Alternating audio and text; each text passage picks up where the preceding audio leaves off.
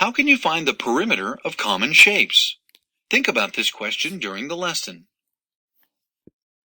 Mr. Ko needs to find the perimeter of two swimming pool designs.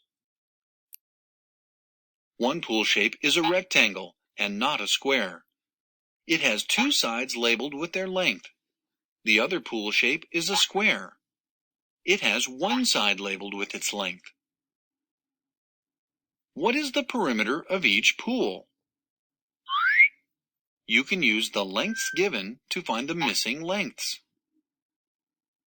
Let's find the perimeter of the pool that has a rectangular shape.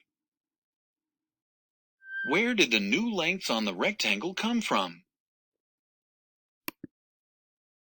The shape is a rectangle, so you know that the opposite sides are the same lengths as the lengths given. Remember, opposite sides of a rectangle are the same lengths. The next step is to add the lengths.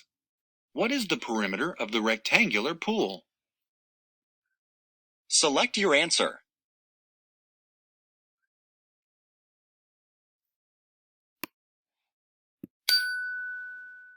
The perimeter of this swimming pool is 32 meters. Now let's find the perimeter of the pool that has a square shape. Do you need the length of more than one side of a square in order to find the perimeter?